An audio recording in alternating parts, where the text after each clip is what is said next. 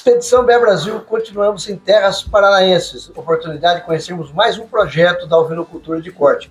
Eu estou aqui com o criador Robson Minil Pegrolin, Cabanha, São Pedro 29. Isso, Robson, obrigado por receber a Expedição Brasil aqui no município de Coronel Vivida.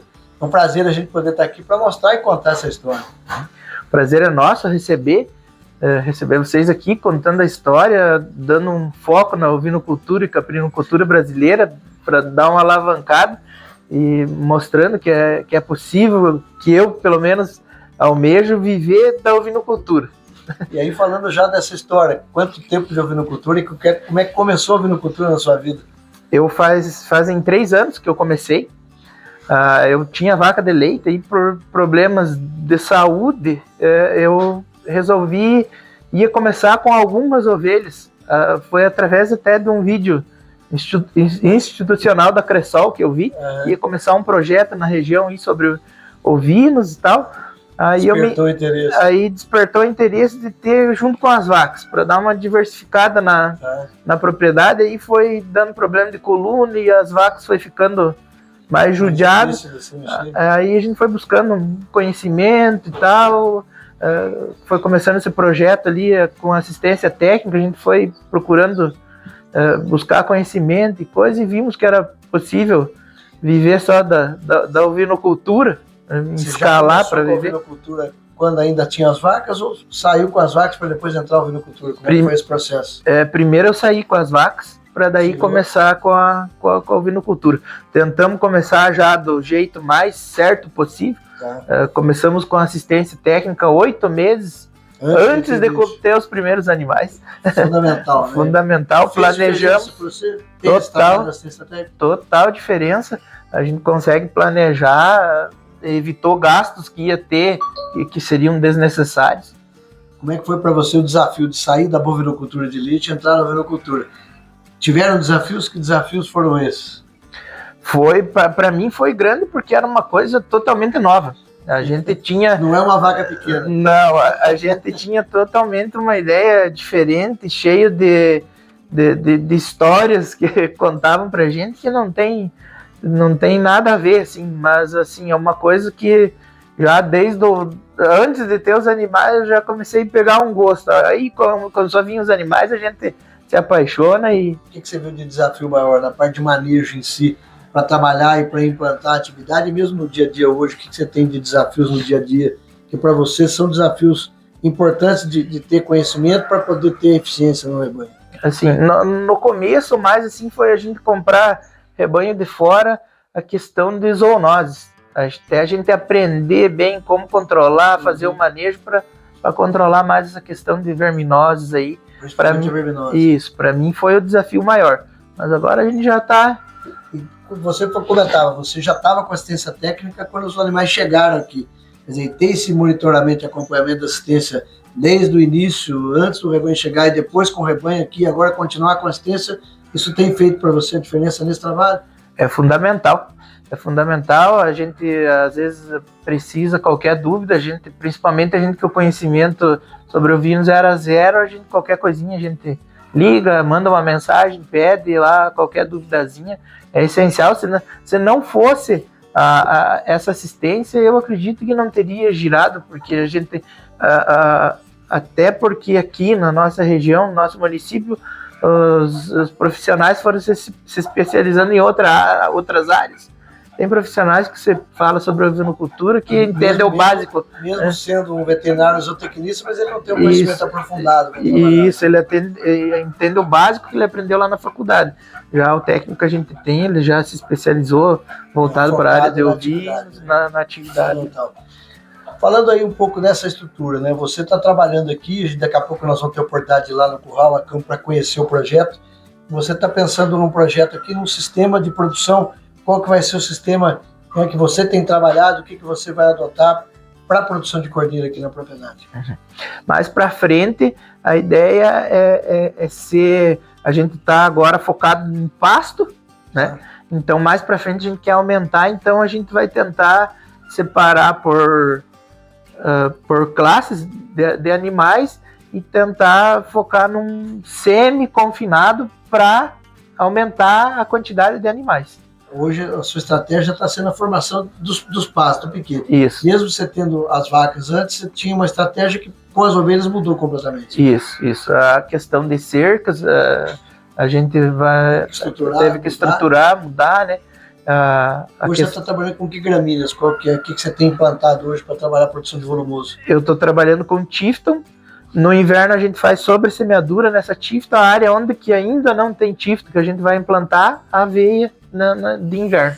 Está usando aveia e sobre semeadura está fazendo também com aveias e vem? Aveias e vem também. Tem tido um bom resultado? Um ótimo resultado, excelente. Você tem conseguido hoje levar o rebanho praticamente a pasto, né? Você tem, como você comentava com a gente aqui quando estava chegando, a parte do galpão de manejo, o centro de manejo do galpão é mais para prender os animais à noite, mas o tempo todo os animais estão a campo. Isso, de manhã cedo a gente já solta elas, já vão pro pasto e ficam lá o dia todo, aí à noite a gente prende elas no centro de manejo ali, só para pra gente dormir mais tranquilo. Tem sido o desafio aí do controle da verminose, levando os animais 100% a pasto, né? A gente sabe que o grande desafio da ovinocultura, na realidade, às vezes muito por falta de conhecimento do que propriamente dito por outra razão, mas como é que tem sido o seu manejo, o seu controle, como é que a verminose está se comportando dentro do rebanho hoje, numa condição extensiva? Hoje eu estou com a verminose bem controlada, a gente controla com o método FAMACH, e controla a altura de entrada na pastagem, a altura de entrada e a altura de saída. Fundamental. Né? Não deixar rapar demais e colher no momento certo para ter melhor qualidade. Isso, a melhor qualidade. O primeiro vermífugo é a comida, né? Isso, é o que funciona melhor. Corporal e com saúde, com sanidade, com a nutrição em dia, sanidade é consequência. Eu acredito que a base da pirâmide é a comida. Foco em produção de cordeiro. Você está trabalhando aqui em produção de carne. Você comentava com a gente que você já entrou num projeto que tinha vários atores trabalhando, né? Como é que é a construção desse projeto? Nós vamos ter a oportunidade de falar daqui a pouquinho dele, mas eu queria que você detalhasse um pouquinho. A sua tomada de decisão de entrar na vinocultura foi por conta de um desenho que já estava sendo feito aqui para a região. Isso. Era a iniciativa da Cressol, a Cressol União. Aí eu vi um vídeo lá que eles postaram que ia ter uma parceria com o frigorífico. Aí de início estava encaminhando, não deu certo com esse frigorífico por causa que o frigorífico acabou saindo da área de ovinos ali. Aí conseguiu uma parceria com o Cooper Aliança, que é um outro frigorífico. Isso, aí abraço lá, toda a equipe da Cooper Aliança. Se tiver a oportunidade de fazer uma visita lá, um abraço a Adriano, todo o pessoal lá, né, da organização da Cooper Aliança. Aí foi feita essa parceria, a Cressol incentivou desde o começo, ela incentiva com essa visita técnica, o técnico, a Cressol, que dá essa assistência para a gente. Pela Cressol. Isso, Você tem uma associação, que é a Associação Sudoeste, a Associação Cordeiro Sudoeste, né? Isso, Paraná. Isso. Um abraço ao Dirceu Abate, nosso presidente, nós vamos ter a oportunidade de estar com ele daqui a alguns dias. Como é que é esse desenho? Onde que entra a associação, onde que entra a Cressol, onde que entra a cooperativa? Como é que está esse formato? Assim, desde a criação dessa cooperativa, a responsável foi a Cressol. Eles bancaram para a gente fazer essa fundação dessa associação. Hoje é feito frete compartilhado.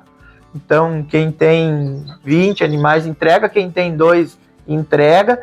A Cressol paga uma parte do frete, uma porcentagem do frete, hoje é 30%. A associação ajuda com 15%, e o restante é rateado entre os produtores, vezes o número de cabeças. Proporcional à quantidade que ele carrega, cada um paga o seu. Isso, que ele carrega.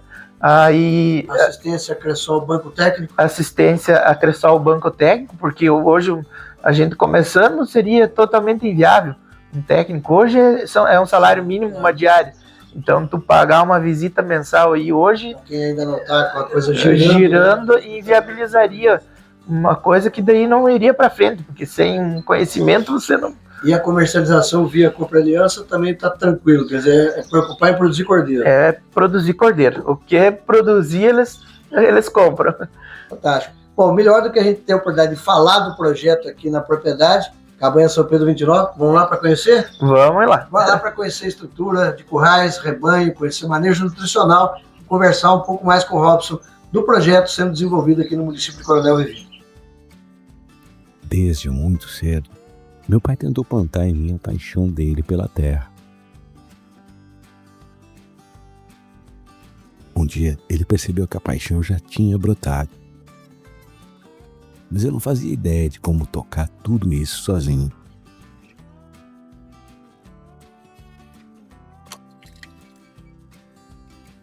Ah, seu Lúcio, nem você cuidava de tudo sozinha, né? Teve alguém para te orientar, ensinando a deixar a lavoura mais produtiva. E quando a safra aumentou, teve alguém auxiliando no gerenciamento do dinheiro conquistado com muito suor e preparando mais gente para te ajudar a dar conta de tudo. Teve gente perto de você o tempo todo, acompanhando sua trajetória e dando suporte sempre que necessário. E também teve alguém para brigar com você do lado de fora da porteira, defendendo seus direitos onde precisasse. Esse é o papel do Sistema FAEP, fazer do produtor rural o protagonista do agronegócio paranaense. É, pai, acho que eu vou sim deixar você orgulhoso. Se São Pedro me dá uma forcinha. Entra aí, filho, que vai chover.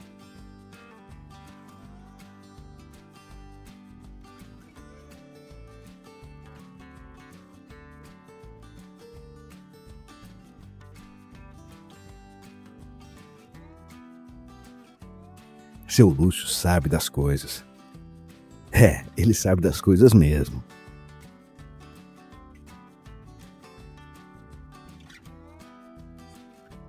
Sistema FAEP, faça chuva ou faça sol, sempre ao lado do produtor rural. Ô pai, passe junto. E agora? Bom, agora chegou a minha vez de plantar.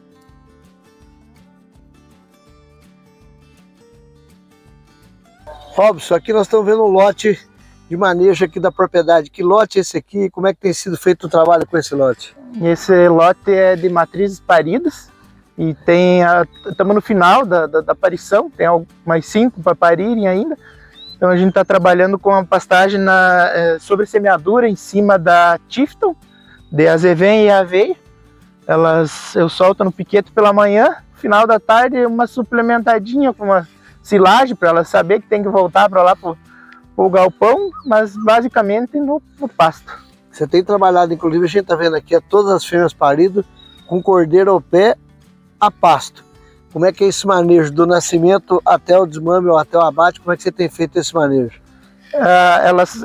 Eles ficam junto com as mães no pasto o dia todo e eles têm o CRIP, livre acesso ao CRIP, CRIP com ração à vontade, até o desmame, que por volta dos 3 meses a gente faz o desmame deles. Quer dizer, do nascimento ao desmame acompanha as mães ao pasto, acompanha 100% a pasto. Isso. Você tem feito, no caso, esse trabalho do desmame aos 90 dias, você tem conseguido um bom resultado de peso? Sim, a gente está conseguindo desmamar animais com média de 35 quilos.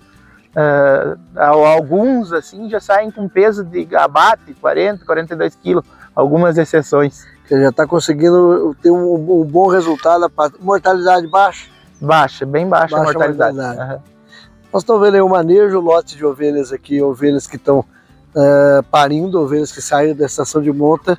Como o Robson comenta aqui, as ovelhas desde o início da aparição até o desmame, 100% a pasto. Robson, você está fazendo um trabalho interessante aqui no que diz respeito à alimentação dos animais, né?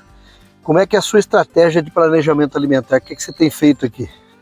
Então a gente faz piqueteamento com cerca elétrica. Funciona bem? Funciona bem, ótimo. Responde tranquilo? Responde tranquilo, não tem gente que fala que não funciona, mas funciona, sendo bem planejadinho, bem feito. Aí a gente controla a altura de entrada e a altura de saída. Agora, nesse momento, a gente não está conseguindo controlar a altura de entrada porque está sobrando pastagem. Então a gente está largando... bom. Um perrengue chique, como diz. A gente está largando elas de bico no pasto aí, tá sobrando pastagem. Você está trabalhando aqui com que tipo de gramínea? O que você escolheu para trabalhar aqui na propriedade? Essa área aqui está com aveia, aqui já tem aveia e azevém misturado. E embaixo já tem tifto, elas já estão conseguindo comer até a tifto já nessa... onde as ovelhas estão aqui, elas estão com tifto. Tem tifto embaixo da sobressemeadura, daí ali tem aveia e azevém. Quer dizer, a ideia é você ter áreas com cultura, com gramíneas permanentes e fazer a cultura de inverno sobre semeio. Isso, só vou fazer o sobre semeio que está funcionando bem, responde bem. pensando na sua estratégia aqui, 100% a pasto. 100% a pasto. Eventualmente você vai ter, nós vamos ter a oportunidade de falar daqui a pouquinho, você tem a sua estratégia de silagem aqui, mas é uma estratégia se precisar para silagem. Isso, né? isso. Mas a ideia é ter os animais 100% a pasto. Isso, que a silagem é um alimento caro, que sai caro. Mas a gente tem que ter um contratempinho, uma faltinha de chuva, alguma coisinha que acontece, tu tem o socorro ali, fornece uma silagemzinha, te socorre. Falando aí na produção de cordeiro, o seu foco aqui é produzir carne, né? Isso. Você vai fazer terminação dos cordeiros, parte dos cordeiros terminados, ou você já vai, a sua estratégia é tentar sair com o cordeiro daqui, desmamando direto pro frigorífico? Como é que você está pensando nisso? A ideia é tentar desmamar e trabalhando para buscar mais para frente, desmamou reto pro caminhão do frigorífico. Do pé da mãe pro gancho. Isso, é o melhor jeito. Ainda a gente não está conseguindo, algumas, como eu comentei, algumas exceções, porque a gente está começando. Tá. Então, mas a ideia é ir trabalhando para ir aumentando esse peso do desmame para desmamar e já para o frigorífico, para não ficar o berracel do desmame aqui. É uma estratégia que você vem trabalhando aqui. E aí, falando um pouco já dessa estratégia que você fez, você vai trabalhar com qual é o volume de rebanho que você pensa em trabalhar e qual é o total de área que você vai destinar para trabalhar com ovinocultura? Assim, a gente vai ter uma área de 5 hectares de tifto que a gente vai terminar de implantar, tem uma parte implantada. Aí a gente vai trabalhar com 2 alqueires de silagem anualmente, se precisar safra e safrinha, ou se não uma safrinha para grão, para fazer a ração em casa, para baratear custo, né? E daí a ideia, a quantidade de animais, assim, a princípio hoje comportaria 300 matrizes. A gente tem ideia de chegar a essas 300 e observar como está a alimentação, os manejos, se tiver possibilidade de aumentar, existe até uma possibilidade com essa silagem, coisa até umas 500, mas isso é mais na teoria, então temos que ir vendo na prática, né? Crescendo aos poucos e organizando a alimentação de acordo com o tamanho do rebanho. A alimentação tem que ser o ideal assim, sobrando. Isso é fundamental, que é hoje o seu caso aqui, né? Isso. Hoje o trato está sobrando. Aliás, nós conversando aqui, chegando aqui pela manhã com o Robson, choveu 180 milímetros aqui, mais ou menos, foi isso? Isso, foi mais ou menos. 3 dias? 3 dias. Tá um lamaçal. Pleno inverno, né? Nós estamos em pleno inverno. O que muda muito, né, Robson? A gente tem comentado essa diversidade do país, do Brasil.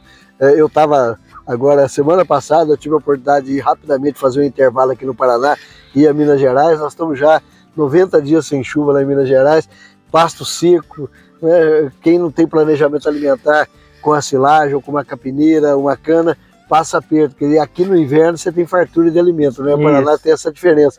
Mas sempre pensando que tem que ter estratégia, né, Robson? Porque você pode ter um problema, um excesso de chuva, a falta dela, você pode ter problema. Isso, é que nem eu, assim, fazem 15 anos que eu moro aqui, esse ano foi o primeiro ano que a geada não atuou tifto. Então, foi mais severo. Foi mais severo. Então daí teve a sobressemeadura que salvou. A gente tem essa opção, né? Lá para a região de vocês é seca, né? O período da chuva e seca, né? O frio para germinar a aveia ou a azeveia, mas não tem água. Não né? tem então, água. Se não irrigar, não tem como sair. E aqui, né? Graças a Deus, a gente vocês têm a chuva no inverno, tem o frio e a chuva no inverno. Isso, verdade. Estratégia alimentar, fundamental. Cada região tem a sua estratégia, entender o comportamento do clima, mas o que não pode faltar é trato. Vamos lá para a gente conhecer mais desse trabalho do Robson aqui no município de Coronel Vivida. Robson, aqui mais uma área da Cabanha São Pedro 29 que você está fazendo esse trabalho, como falávamos há pouco aqui, da estratégia de alimentação. Aqui interessante, né? Essa área que nós estamos aqui, até pouco tempo atrás, você estava trabalhando com outra cultura aqui. Isso. Quando eu trabalhava com vaca de leite, era milho para silagem. Uhum. Agora, o ano passado, a gente se aventurou no cultivo de melancia. Até porque, como a gente está engatinhando na ovinocultura, ela ainda não está sendo a principal fonte de renda. Claro. Então, para ela dar um socorro, a gente trabalhou com melancia. Esse ano, vamos fazer de novo mais uma cultura de melancia na safrinha. A gente vai tentar botar um milho para silagem ou para grão, para alimentação dos animais, e já fazer a implantação do milho da tifto. O tifto, essa área vai estar com tifto. Isso, vai estar com tiftos, daí a gente planta o milho para a área não ficar, até fazer a formação da pastagem, ela não ficar sem alheia ali. cultura, né? Aproveitar o espaço, né? Isso, aí a gente cultiva um milho e planta, faz o plantio da tifta no meio, depois da limpeza do milho. Aí quando tu colhe o milho, a tifta tá pronta. Tá espalhado. Isso. Para quem está acompanhando a Expedição Meu Brasil, nós temos, né, produtores que nos acompanham de várias regiões do Brasil. Vamos falar um pouco aí de datas, né? Você entra com a melancia aqui em que período? Quanto tempo você colhe a melancia? Aí você vai entrar com o milho em que período? E aí quando que você vem plantando o tifto? Só para quem está acompanhando entender essa sua dinâmica aqui. Então, essa área aqui a gente vai dividir em duas partes.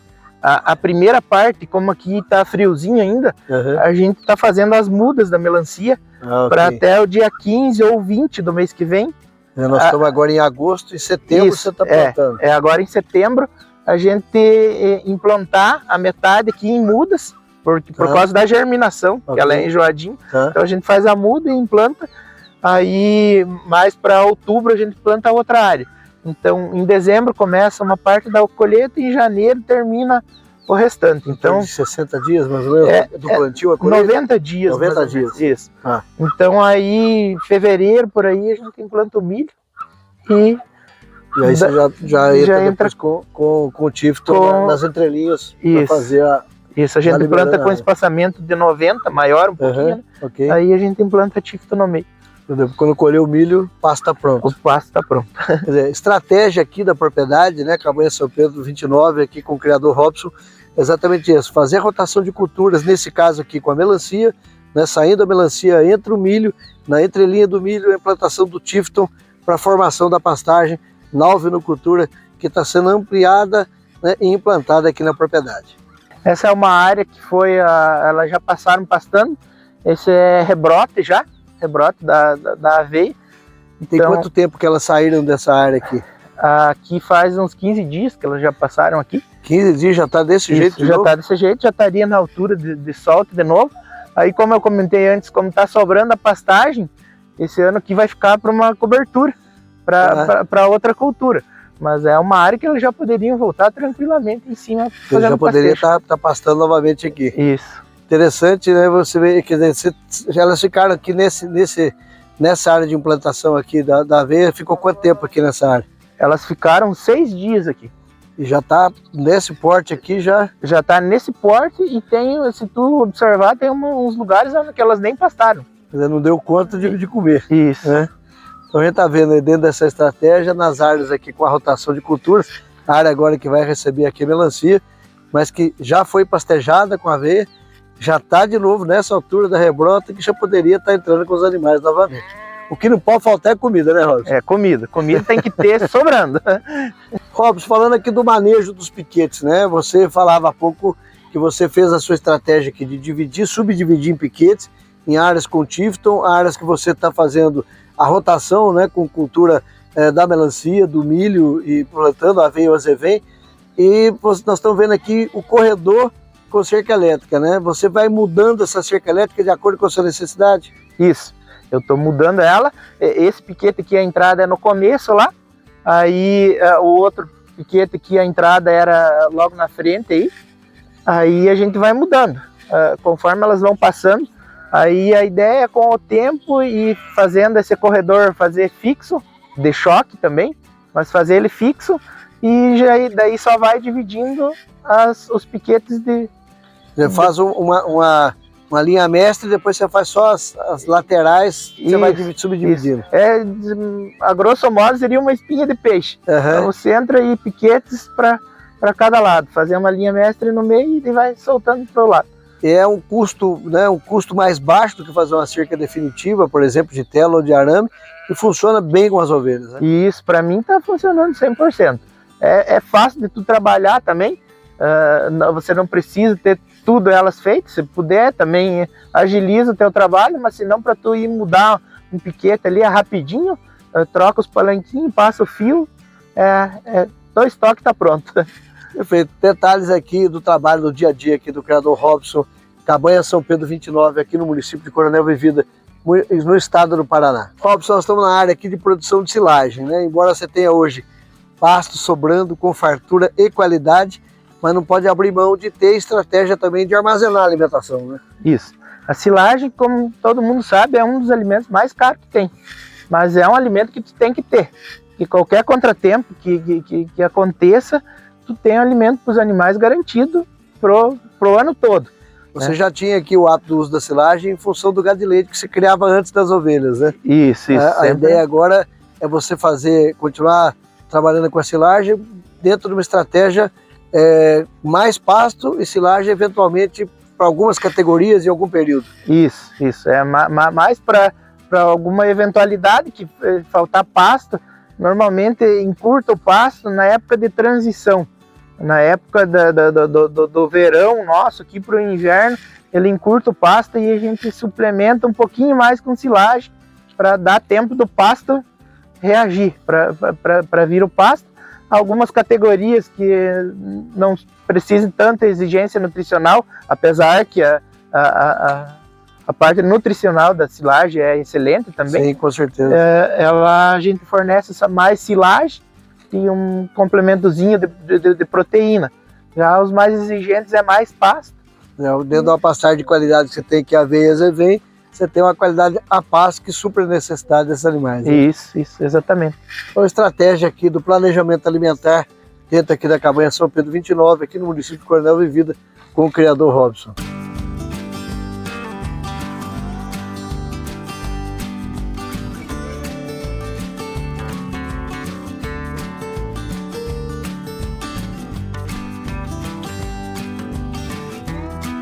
Robson, essa é mais uma área que você fez a estratégia aqui de uma implantação fazendo a pastagem perene com o Tifton, sobre semeio, né, com azevém e aveia, e trabalhou o milho já nessa área aqui. Conta um pouco pra gente aqui desse manejo, desse trabalho que você fez.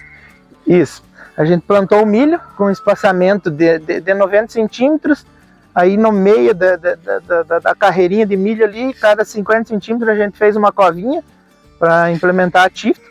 Quando a gente foi colher o milho, a Tifton já estava subindo nos pés de milho, já estava praticamente fechado. Aí a gente fez a sobressemeadura da aveia e o azevém. Aqui a gente não soltou ainda. Como tu pode ver aqui, ó, a Tifton está vindo, já daria pastejo a Tifton no meio já desse aveia e azevém aqui.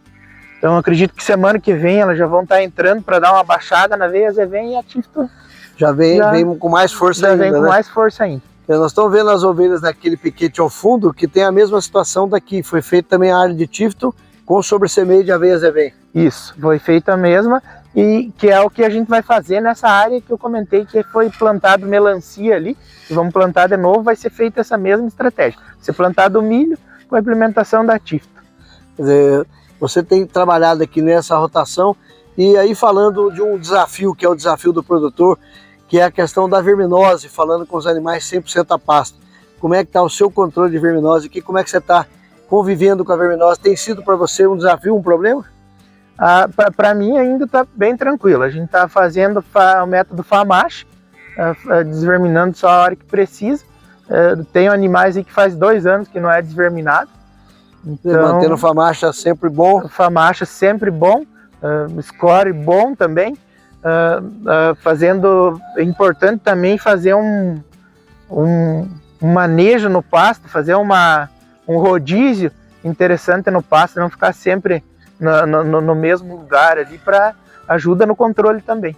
E você fazendo esse seu controle de pastagem aqui, que é altura de entrada e altura de saída, você evita também de ele ficar excessivamente baixo, onde tem maior possibilidade de infestação, né, Robson? Isso, até a gente tem ideia de aumentar o número de animais e diminuir esses piquetes para ser o pastejo diário. Ela comeu o pasto do dia e já mudar para outro piquete, para não acontecer dela baixar aquelas manchinhas. Então, a gente tenta entrar com uns 30 de altura, Tifton, 15, no máximo 11, já tá saindo, ela já está saindo. Então, daí, pelo que a gente observou nessas áreas que a gente tem, a ideia é diminuir o piquete para que ela comer no dia, comeu, e já mudar de piquete para não baixar muito. E aí esse manejo da cerca elétrica vai ser fundamental para isso, né? Isso. Você vai ter uma linha mestre e fazendo essas faixas com a cerca elétrica. Isso, se precisar a gente faz, se precisar mudar no mesmo dia que elas comeram tudo, a gente já muda, é rapidinho, e ela já vai para o piquete novo. Quer dizer, você está aliando aí toda a sua estratégia de alimentação com o controle de verminose e fazendo a seleção dos animais na própria propriedade, que é outro trabalho também que você vem fazendo, né, Robson? Isso. Teve uns animais que a gente comprou e deu mais incidência de verminose, a gente já tirou. Algum ainda que menos resistente, a gente vai tirando também para ir ficando só animais bons. Perfeito. Conhecendo esse trabalho aqui, então, do desenvolvimento das pastagens, né, a rotação de cultura com o milho, rotação de cultura também aí com a melancia, né, implantando aí o Tifton, o azevém e a aveia.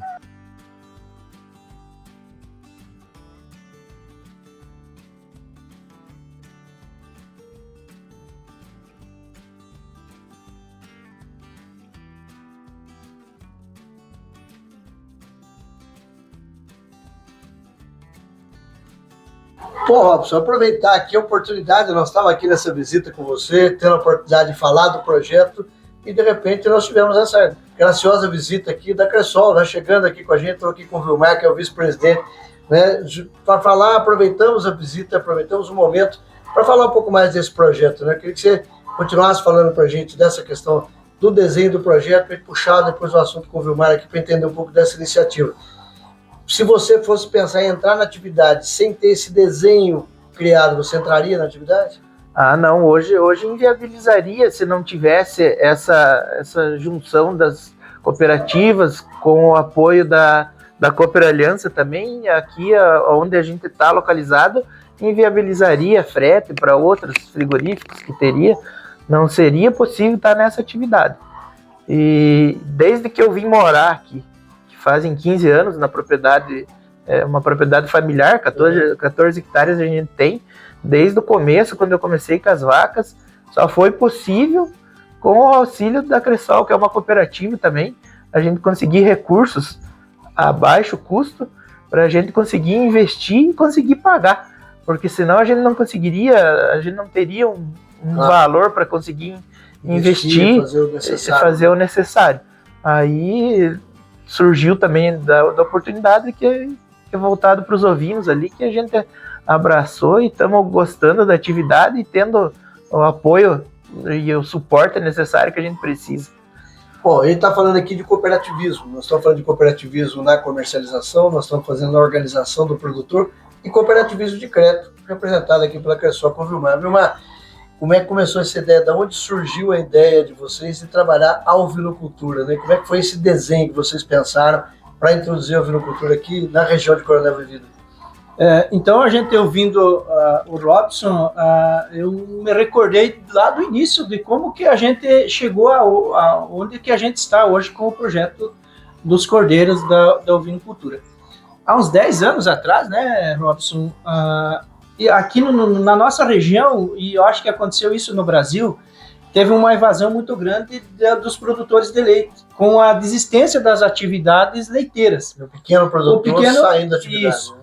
Ou você profissionalizava e investia e ia para outro sistema, ou você desistia. Então teve muita desistência e ficou nas propriedades a pastagem, ficou as instalações, a mão de obra dos agricultores. E aí a gente começou a discutir o que a gente poderia estar oferecendo para os nossos cooperados para que eles pudessem estar incrementando essa renda que eles deixaram de ter com a saída do leite, com a saída da produção leiteira. Aí surgiu uma ideia, um convênio, uma parceria de que a gente poderia estar criando ovelhas, produzindo carne de cordeiro.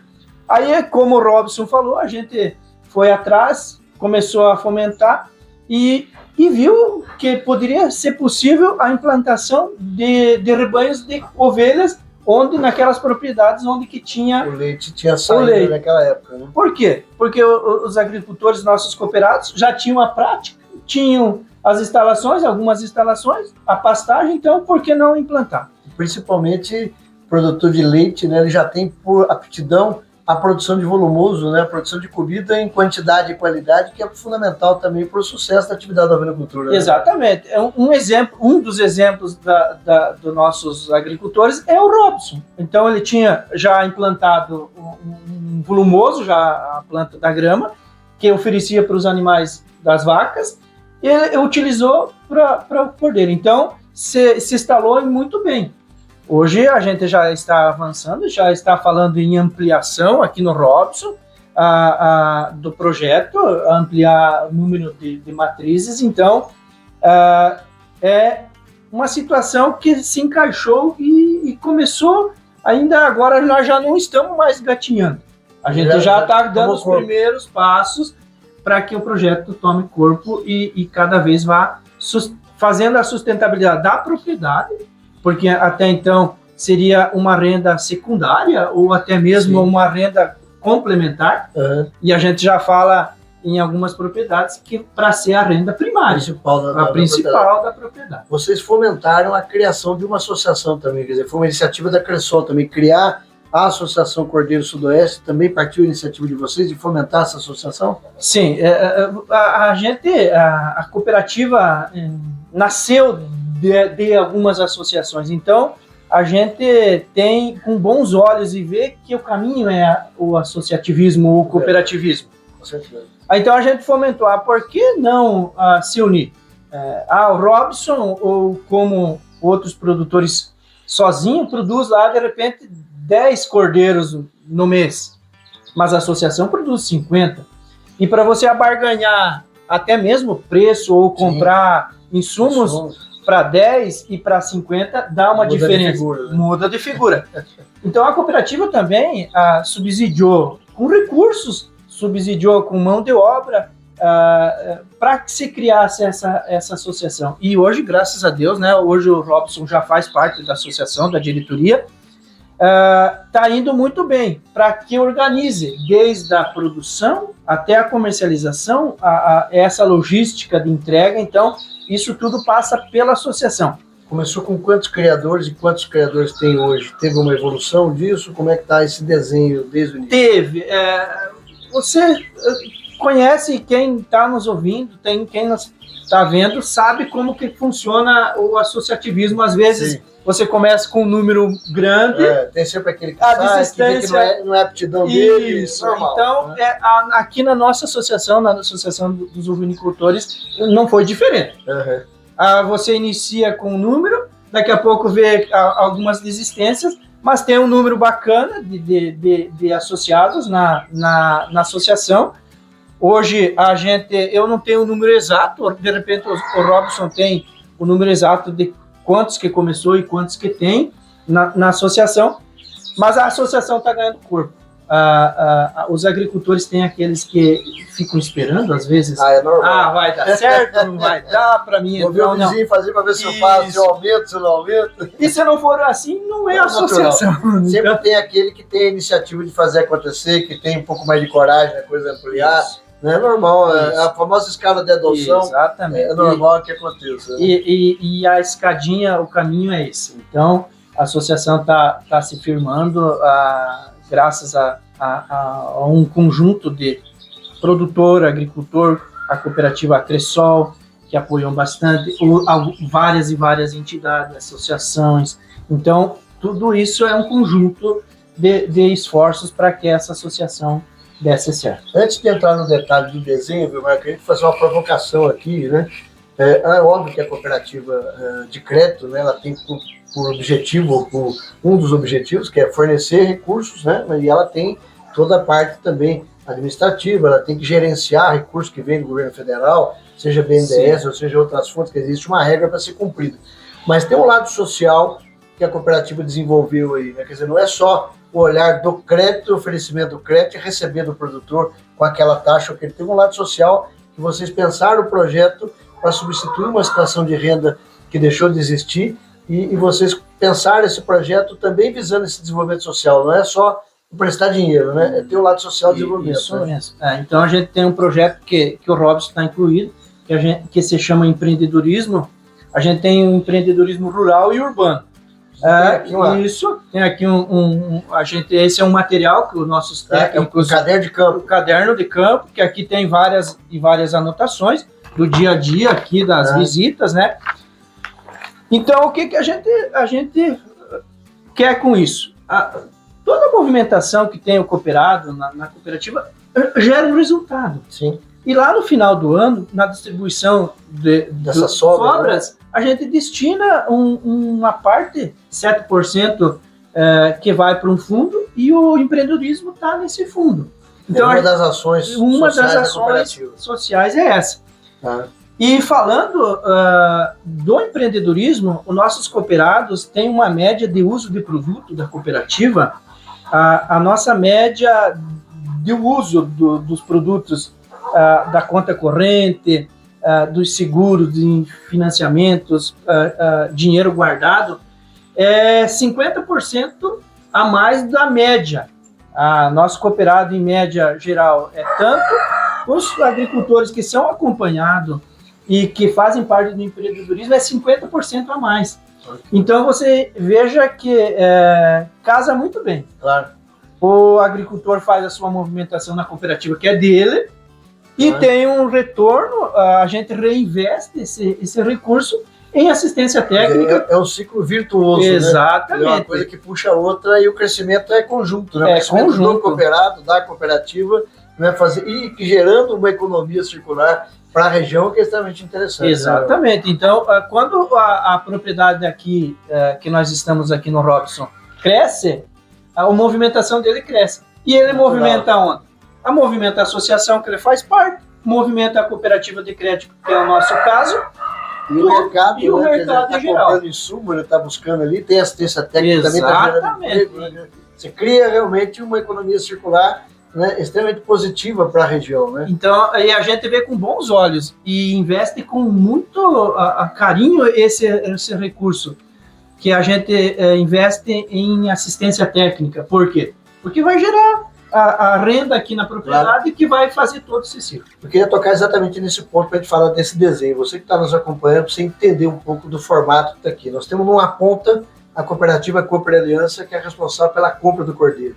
Nós temos do outro lado a Cressol, que está fazendo o trabalho com a cooperativa de crédito, e também tem outras participações. Vocês têm assistência técnica e auxílio no frete também, é isso? Isso. Como é que funciona? Conta um pouquinho para a gente ver uma...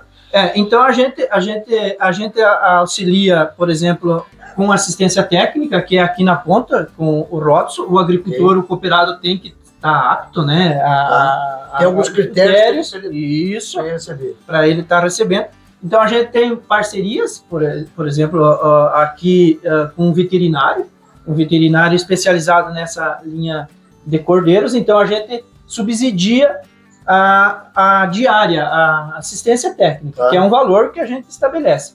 E também, para motivar, incentivar, a gente também subsidia a associação com um valor de 30% do frete. Hoje nós moramos a 200 quilômetros, nós estamos aqui de Guarapuava.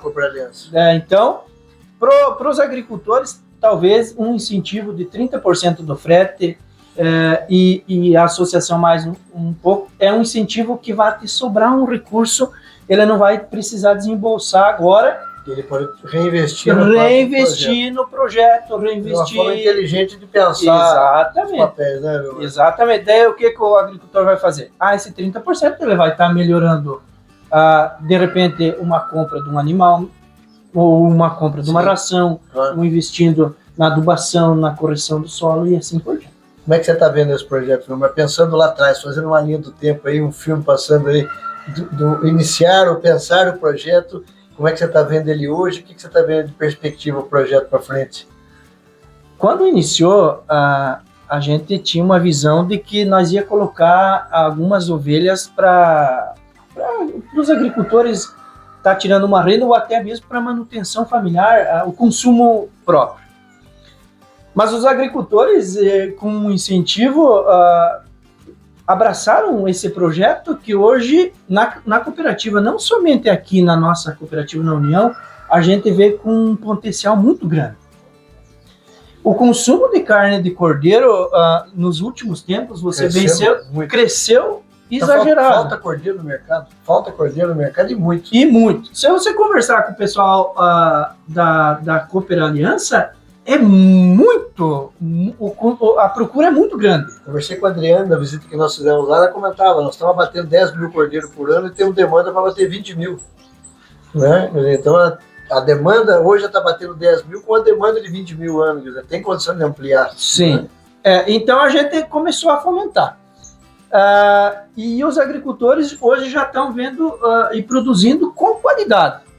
Eu, há um tempo, provavelmente vocês, não comia carne de cordeiro porque era uma carne... doce, a carne tinha gosto diferente. forte, isso aqui, mas não era um cordeiro, né? Exatamente. Era uma ovelha velha ou um carneiro velho, não era um cordeiro, que é totalmente diferente, né? E daí, com esse avanço na produção, hoje, se você comer uma carne de cordeiro, é uma carne nobre. Deliciosa. Deliciosa, muito, muito grande. Então, tem vários aspectos. Esse ano é um ano muito especial. O Plano Safra teve um olhar também para essa categoria. Hoje eu queria te perguntar, das linhas de crédito, você tem linhas específicas para o Hoje tem uma linha específica, hoje no Pronaf, quem é pronafiano, e é o caso na maioria dos nossos cooperados que estão inclusos no programa, hoje tem uma linha de crédito para ovinocultura a 3%. 3% ao ano? 3% ao ano. Tanto para investimento quanto para de matriz, etc. Exatamente. Custeio investimento. Custeio investimento. Você vai aumentar o rebanho. Com 10 anos de prazo para estar pagando 3% ao ano, então também as linhas favoreceram muito. Tem carência? Tem carência. Carência de um ano. Você pode estar pagando 24 meses depois, então 12 meses, então, conforme o fluxo de caixa. Então, e aí a assistência técnica nesse ponto é importante, porque crédito, né, lógico, o Gilmar está comentando aqui, juros de 3% ao ano, né, 10 anos para pagar no caso de investimento, com carência de um ano. Na carência de um ano, é amanhã, vence. E se não tiver planejamento, não tiver assistência, o produtor não entender que ele vai ter que planejar esse fluxo, por isso a assistência ela casa muito bem com isso, né, Gilmar? Por se planejar também a questão. Aí eu falando até aqui no caderno de campo, né? Nós temos um caderno de campo aqui que tem toda a parte de receita e despesa aqui da propriedade. Assistência técnica e gerencial. Exatamente. E o que a gente preza muito e vê e trabalha? O Robson não vai chegar lá na cooperativa pro gerente de carteira dele e vai dizer, eu preciso de um projeto de 100 mil reais para aumentar meu plantel. Não. Vai ter o técnico que vai fazer o projeto junto, vai ver a viabilidade do projeto, aí a gente vai encaminhar. Então, é um conjunto. Tem que ter um fundamento técnico. Exatamente. Então, é uma construção junto.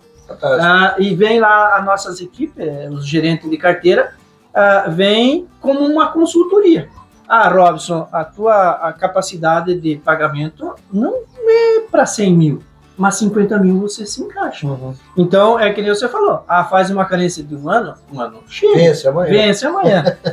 O técnico está aqui para organizar a propriedade, fazer a viabilidade da propriedade, controlar os gastos, fazer um gerenciamento da propriedade junto.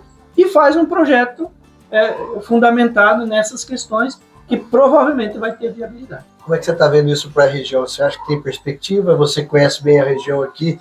Né? Como é que você tem tido algum tipo de trabalho também junto às prefeituras, pensando em política pública, pensando num desenho maior? Como é que está esse trabalho? Tem. A gente tem parcerias grandes, principalmente com o IDR, com as secretarias de agriculturas.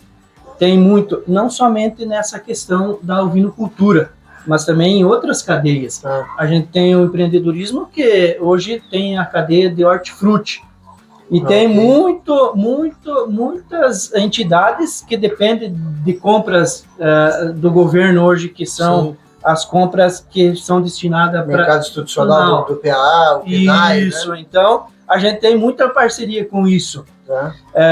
E onde que fomenta também os nossos agricultores e fortalece as entidades locais. Fantástico. Nós estamos tendo a oportunidade de conversar aqui com o Gilmar, vice-presidente da Cressol, dentro desse fantástico projeto, um projeto muito bem pensado, muito bem desenhado, onde tem a cooperativa lá na ponta, a Cooper Aliança comprando cordeiro, a Cressol com oferecimento do crédito, com juro adequado ao produtor, assistência técnica, né, outros incentivos da outra ponta, o produtor preocupado em produzir cordeiro de qualidade. Então, obrigado pela oportunidade de a gente poder contar essa história, poder trazer aqui. Você até agora está caladinho aí, só passando o filme. Eu quero saber dessa história toda, como é que você vê, né, esse papel desses vários atores e onde você vê que entra o produtor nisso aí. Como é que você, como produtor, Você sente segurança, né, e firmeza de poder estar na atividade com esse desenho que foi montado aqui na região? Ah, sim, com certeza. Como eu comentei, sem esses aportes, a gente não viabilizaria a coisa. E a gente vê eu, Robson, falando, eu vejo hoje, assim, daqui um ano tu voltar aqui e me perguntar assim, como que tá a renda aí da propriedade? Tá na ovinocultura. 100% na ovinocultura. 100% na ovinocultura. A expectativa é grande, o mercado é imenso para frente aí, e com os aportes que a gente tem, com os auxílios que a gente tem aí das cooperativas, e é só a gente trabalhar mesmo e produzir cordeiro. Trocar 4 sacos de preguiça por um de coragem e fazer a coisa acontecer. Verdade. Arregaçar a manga da camisa aí, mãos à obra. Fantástico. Nós tivemos a oportunidade de ver toda a parte nutricional aqui, visitamos a propriedade, agora nós vamos ver a parte de manejo do rebanho, falar um pouco de instalações, de creep feeding, falar das raças, é o que nós vamos ter a oportunidade de conhecer agora. Bora lá com a gente. Robson, em que pese o seu sistema aqui ser mais extensivo do que semi-intensivo, os animais passam a maior parte do tempo aqui a campo, né? Mas não por isso você deixou de ter aqui um centro de manejo, né? Isso. A gente fez o centro de manejo pensado para a gente trabalhar sozinho. Tem o portão que elas vêm do pasto, a gente escolhe ou só recolher no barracão, ou passar pela seringa aqui, passar pelo brete para a gente fazer o manejo, controle de famacha. A gente precisa manejar, casqueamento eu faço dentro do brete aqui, achei que facilitou para fazer. Aí a gente tem o portão da saída aqui que a gente fez para separar, a gente separa até em 3 categorias. Puxa, que sai para a direita, sai reto, ou sai para a esquerda, que a gente consegue separar sozinho, você separa vários lotes de animais. Ficou bastante prático aqui para você poder trabalhar, né? Bem prático, facilita bastante o manejo, a gente não se judia. A gente tem acostumado a falar, Robson, nas visitas que a gente faz aí com a Expedição BR Brasil pelo país afora, que não dá para ficar pensando em você ficar pegando bicho na unha, correndo atrás de bicho no barracão, etc. Você com um tronco, né, facilita o manejo sem estresse do animal, sem estresse do tratador, trabalhando o bem-estar do animal e rendendo o serviço, né? E isso facilita bastante. Logo que eu comecei, eu não tinha feito ainda. Você ficava meio de ir correndo atrás de uma ovelha, pegava a ovelha, você ia manejar ela, tinha que parar para descansar. Assim, faz um bretezinho, é baixo custo. Eu fiz com o que tinha aqui. Você faz mais simples também, só que facilita, você ganha tempo e qualidade de vida também, que não se judia tanto, não estressa animais, não judia dos animais e não se judia. E o serviço que rende, né? Você chega no final do manejo, você trabalhou com muitos animais, com pouco espaço e tempo, né? Isso, às vezes um manejo que se demoraria o dia todo, em 2 horas tá feito o manejo.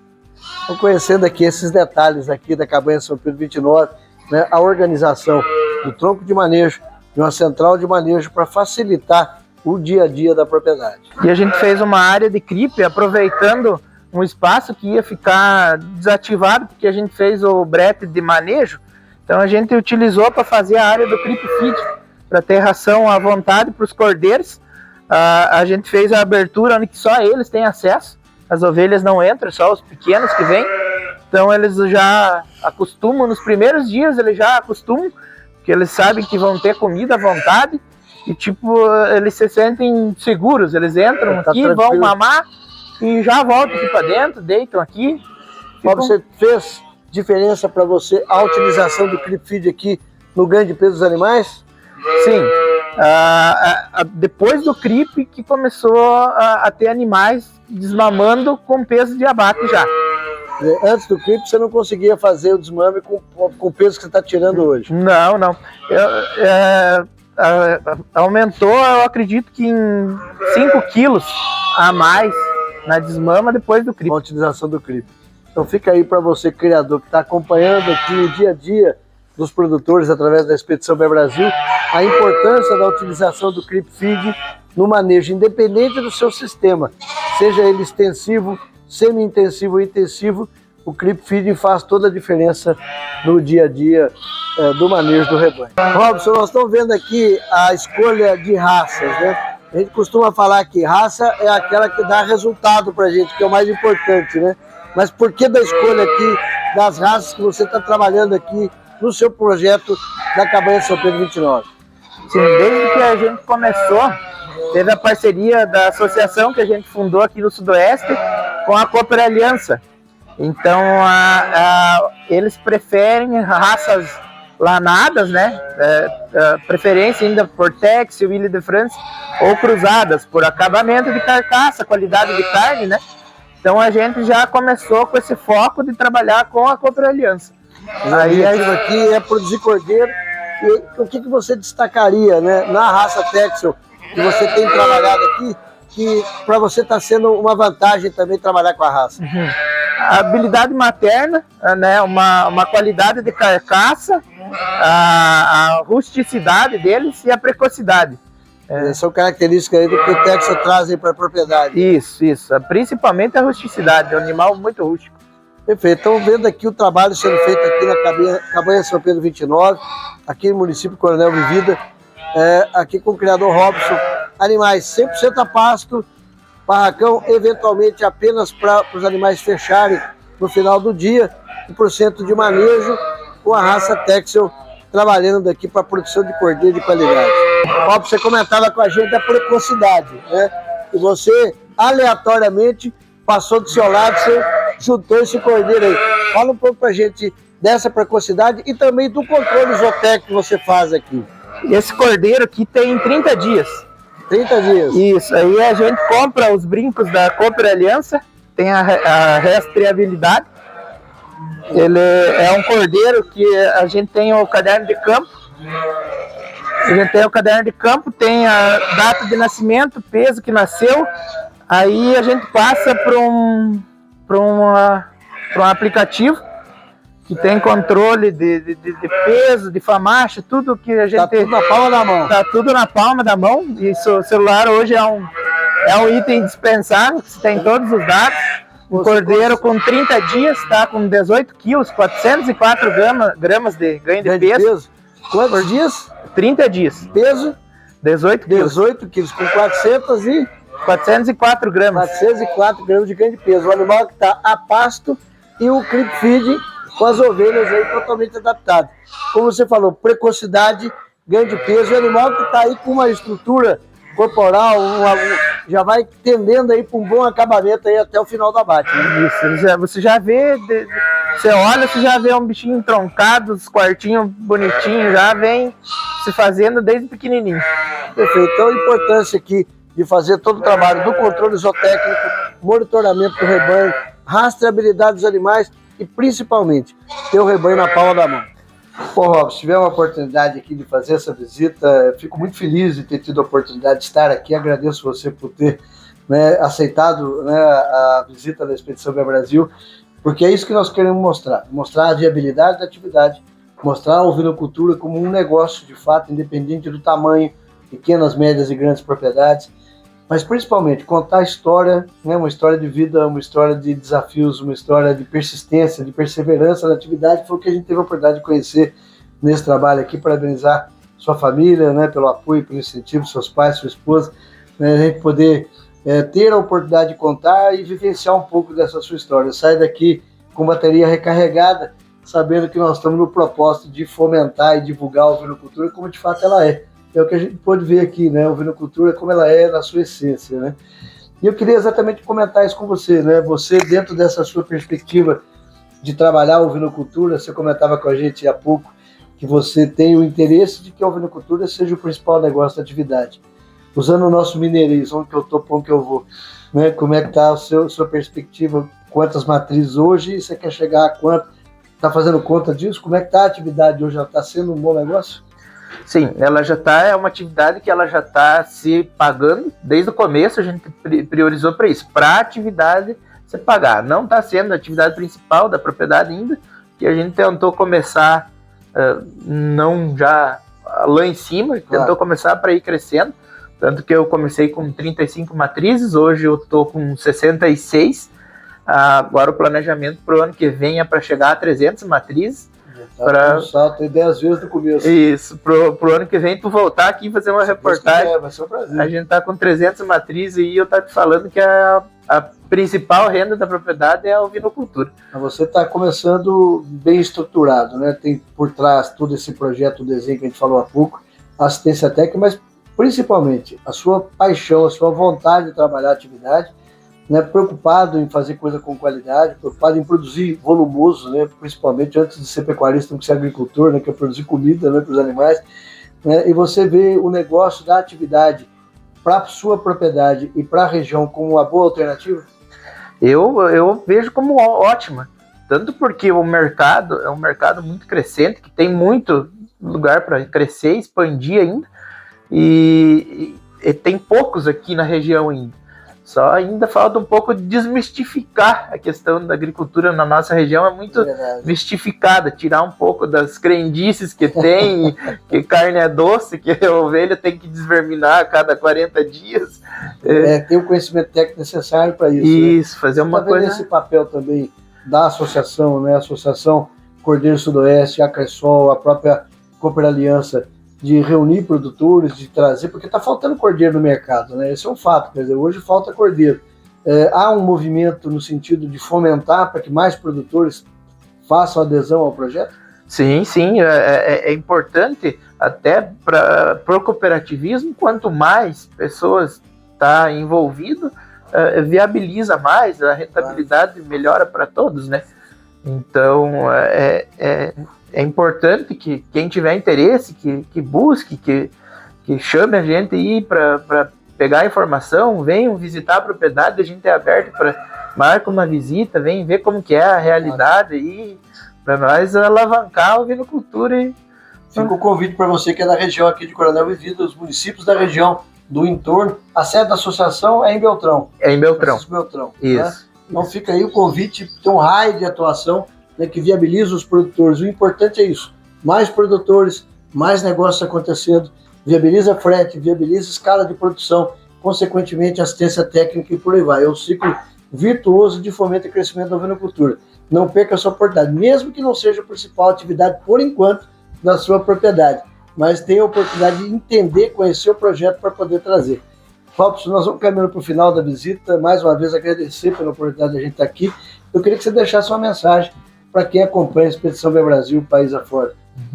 Queria falar assim, para que antes de qualquer coisa você busque conhecimento, não vá atrás nem de conversa, dizer que falo que a ovelha não sei o que, busque um técnico, uma pessoa que entenda, busque conhecer uma atividade boa, rentável, dá para sobreviver, escalonar aí para sobreviver da ovinocultura, tentar hoje, tudo que você vai fazer, tentar uma coisa profissionalizar, tem que ser tudo.